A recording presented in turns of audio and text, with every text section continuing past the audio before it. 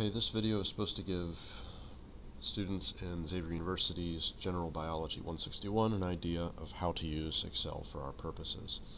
So I have opened here the Gen Bio Excel exercise that I gave to you guys, and I'm just going to essentially do the homework here with you. So I'm going to do item number 1, plot the absorbance data as a scatter plot with lines. So in order to make a scatter plot, I would first grab all the data set that you want, including both the X and Y axes, go to Insert, and insert a scatter plot. So you have to select this one, and I like the ones that are connected by lines. So here it is. It drops this onto the desktop. Now, this is actually what a lot of you turned in, and it is not correct. You still have to think critically and plot the correct kinds of things. So what this ended up doing is it plotted the time axis on the y-axis, which is incorrect, and then it put all the different absorbances on the x-axis. So we need to change that. So in order to do that, we're going to click on the graph, and there's better and worse places to click on a graph for different purposes. For the general properties, like finding which data are in there, I don't think I wanted this double click, but you don't want to click on individual fields. These are the tick lines. This is an individual data series. This is the y-axis. This is the legend. You can click on all these things and adjust their properties. But if you want the general properties, click on a vacant space. And again, double-clicking in a PC is not useful. So I'm going to right-click, and I'm going to find the Select Data option. And the problem here is that the axes were switched. So I'm going to use this button, Switch Row Column, hit OK, and there we have graphs that make much more sense. And we can actually look at the phenomena that were going on. So absorbance increased over time. These are, if you click on them, you can see that it's the point. It will highlight the data series, so it'll show you that it's a 0.5x data series. And if you went through all these, you would see that these are all 0.5, 0.5, 0.5. These are all 1. These are 2. So it makes sense with more enzyme concentration that the slope is steeper. It went up more quickly. So the data makes sense. Great. So that's what the first part should have been. We should have plotted the absorbance data. Now we need to calculate the standard deviation of each point on the two x lines. So in order to do standard deviations, you're going to have to use Excel functions. So I'm actually, throughout this tutorial, going to rearrange things. So I'm going to copy the original data, Control-C, and move it down here, so that I can do different things with it. And in Excel, if you select an area and then go to the rim of it, you'll get this four-way arrow icon, which means you can move the cells, and you can do that without screwing up any formulas that are already in existence. Excel will account for that for you. So I guess that's premature. Let's talk about some of the functions you can use. So I'm going to use good labeling here. I'm going to call these the averages, because I think I'm going to want that later. And I'm going to demonstrate a function for you. So in Excel, a function begins with equals, and then there are an amazing number of functions out there, but basic mathematical ones are ones you're going to want. So average is that, and I've opened a parentheses here, and it's looking for what I want to average. So I'm going to select and drag across all things that I want averaged, and that is B45 through D45 there. I'm going to close the parentheses, hit enter, and I see that the average of these three is 0. One of the great things about Excel and other spreadsheets is that once you've entered an equation, you can apply it to systematically to other data in those series by dragging the right lower corner. So you get this plus sign. I'm going to drag that equation down here, and it will account for its new position. So this has moved its target sequences, its target things to average down by one row. That adjustment is built into that dragging function that I showed you. So now it averages the different values in this line, and so forth. Let's see. So the other thing, and our task at present, is the standard deviation. In Excel, that function is equals stdev, open parentheses, and select only the original data, and only for that one particular time point, because that's all we're assessing. With 3 values, standard deviation could get pretty far afield. It could get pretty big in a hurry, or it could be practically nothing, considering that I made up these numbers to be pretty close to each other. So to calculate the standard deviations for each time point for the 2x, which is what the homework said, I just put in this equation, equals stdev, open parentheses, and selected the appropriate fields, the appropriate cells. Okay? So we will use that later when we put error bars onto things. So now we're asked to think critically what went wrong with the last 0.5x sample. So the 0.5x sample here is negative, negative, negative, negative, negative. And you see that it has about the same slope, but it's way down here. It's off kilter. And what my answer to that is the experimenter forgot to zero the machine in the first place. So if that's what we think happened, we can just actually add back an appropriate amount to each of these. So if this one should have been 0, I'm going to say that 0.5x corrected should have been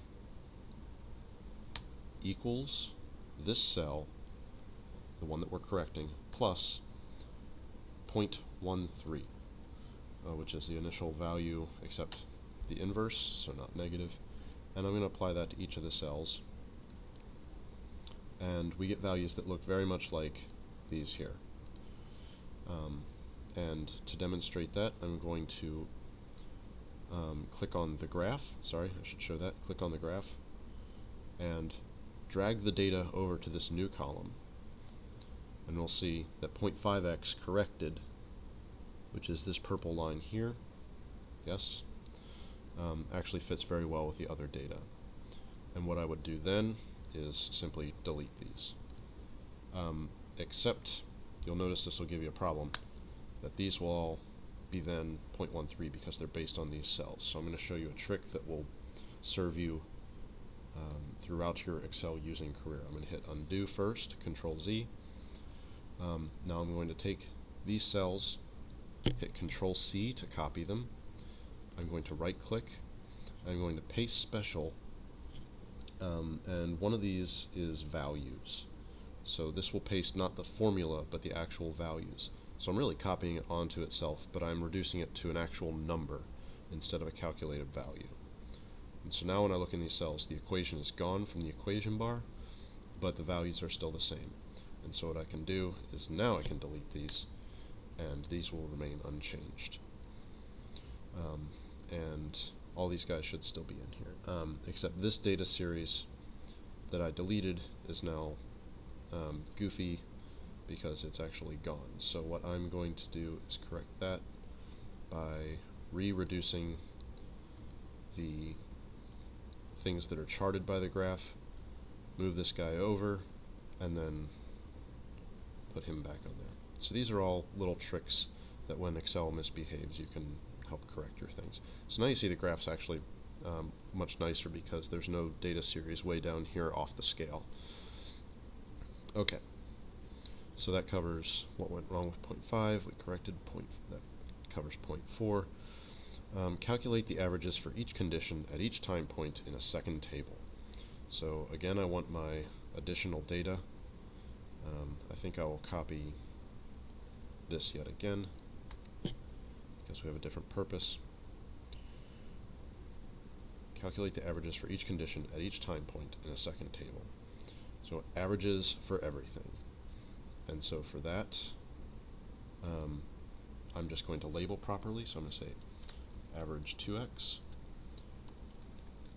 average 1x, and average 0.5x. I'm going to grab the columns, and I'm going to do it at the actual column label that selects the whole column. I'm going to double click at the boundary between them, and this will actually space the cells such that you can see everything. And apparently in M, I had a very big text field somewhere. So for these, I'm going to do the same thing, equals average, open parentheses, and I'm going to grab the appropriate things, which is these values for 2x. Okay. Average 1x equals average, and then the 1x values at that time point, and so forth with equals with the 0.5x values. Average 0.5x.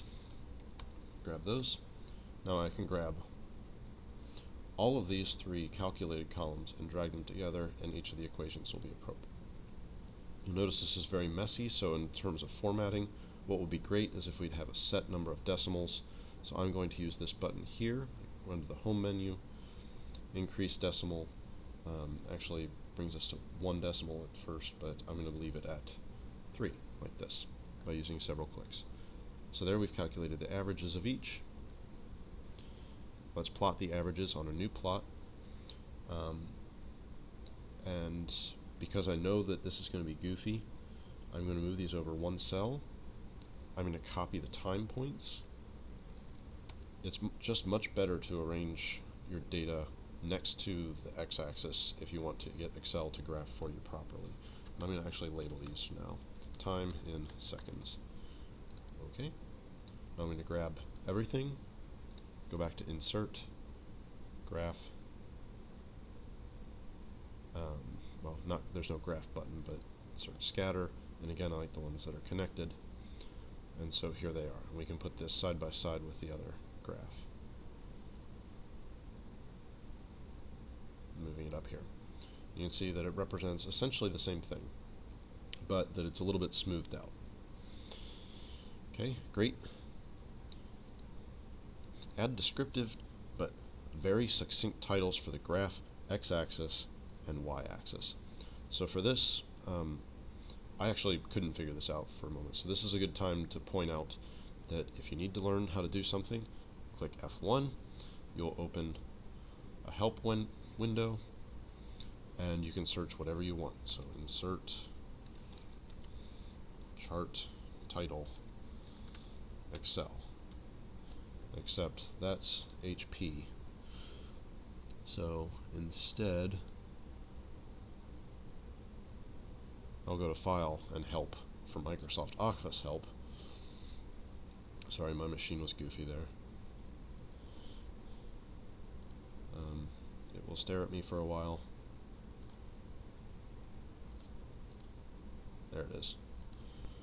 And this you can search very productively. Microsoft's documentation is very good for its Office products. So insert title in chart. Create a chart from start to finish. There's a number of tutorials that'll help you get through it. Okay, that said, I do know how to do this now. So I'm going to click on the general area of the graph again, and note this chart tools set of tabs will show up once you've actually selected the graph. When you're not, it'll be gone. So these are important, and I believe it's in layout. We can add a chart title. I'll select this particular option and say this is guaiacol consumption over time. And we were tasked with labeling both axes, so axis title, so primary horizontal, axis title, title below the axis. This is time. I have to double click on it. Oh, no, okay, it was working.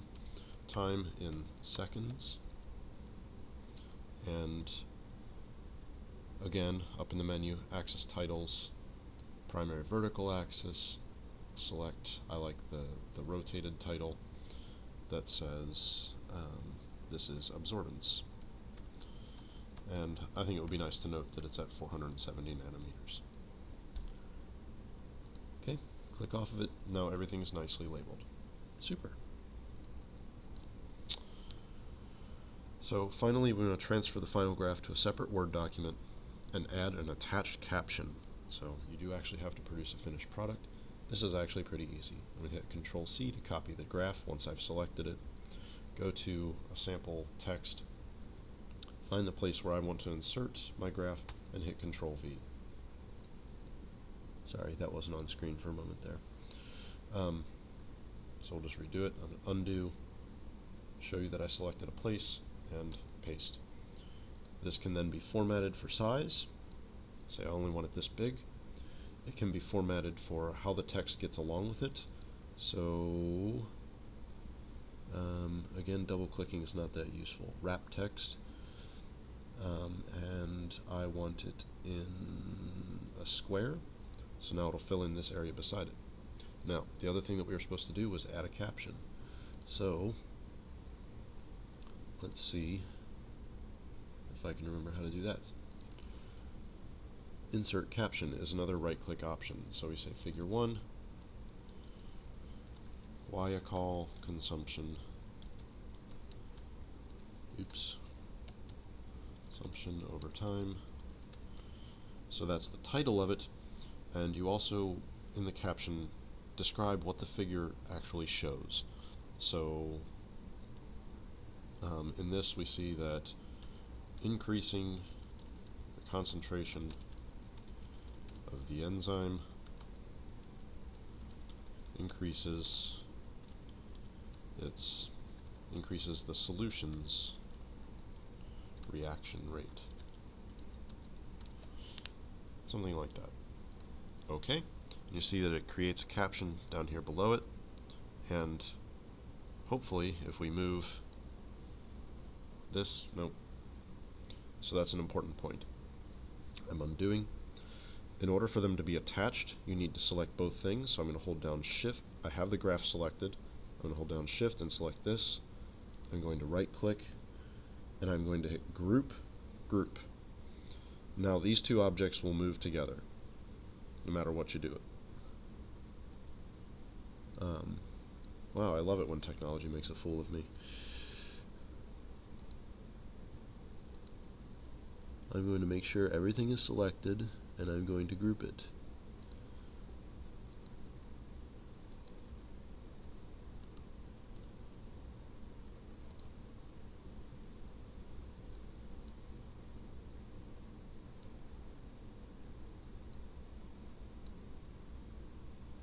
Alright, now it works. I don't know what I did differently.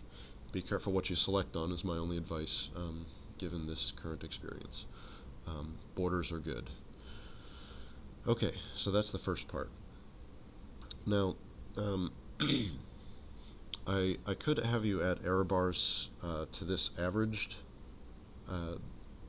graph, but the standard deviations aren't actually going to show up, so that's going to be a fruitless exercise. So let's move on to the bar graph. So first things first, let's calculate the average of each of these. And actually, let's relabel things first. So no music. Let's not type it. Let's copy it. Control-C, Control-V, and do the averages. Equals average of all of these values for plant height growth. 46. Because we're neatly arranged, I can just drag this formula and calculate each of those. I'm going to move the assignment out of the way here.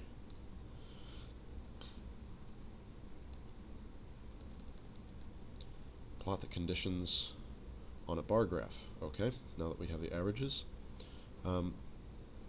And before we do that, I'm going to do the standard deviations just to get it out of the way. Equals STDEV. Select the different measurements. Enter. There's that. And again, I'm going to reformat these so that they only show us a relevant number of significant figures for the standard deviation. Okay, so now we can plot this. So if you grab these guys, the titles and the values, go to Insert. Now there's column graphs and bar graphs. Columns go vertically, which is how people typically represent it. Bars go left and right. So I'm just going to click on the column, and here's the representation of those data when they're averaged. So for each of these since this is an average and since we have a standard deviation, it's appropriate in scientific figures to show that standard deviation so you know how variable the data are.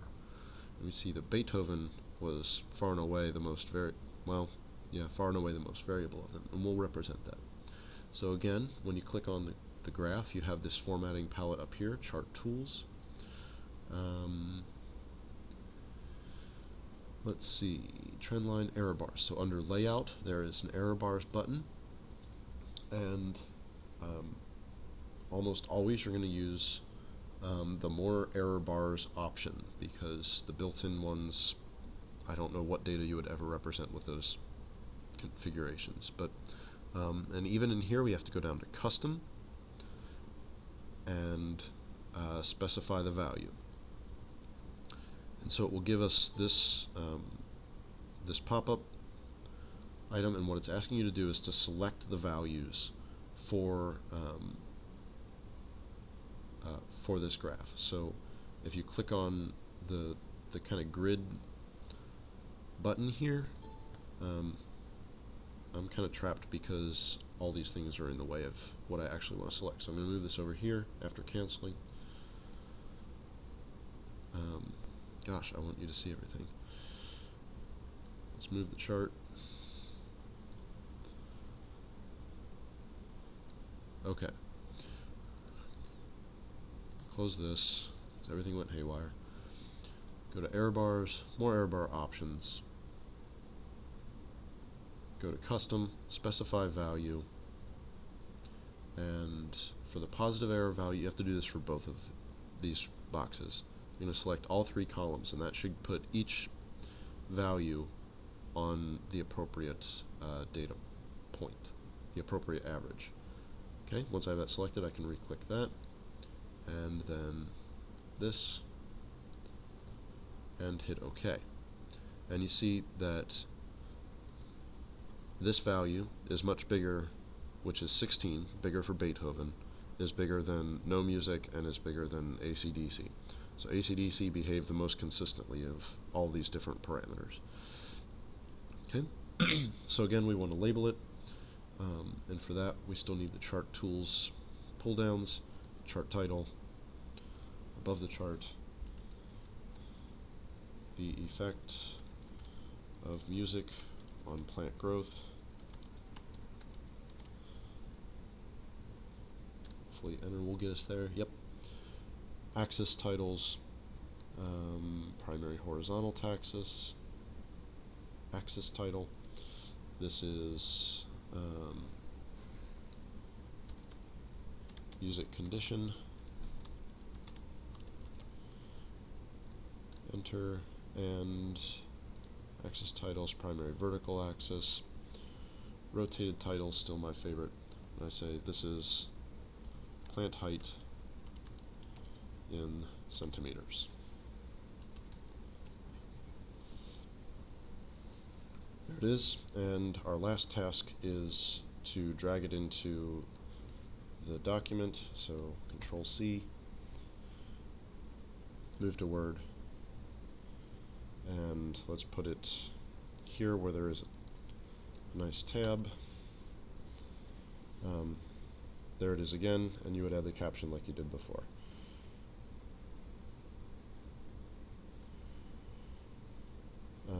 And of course you would get Word disobeying you, so you'd have to move it around and make it look nice.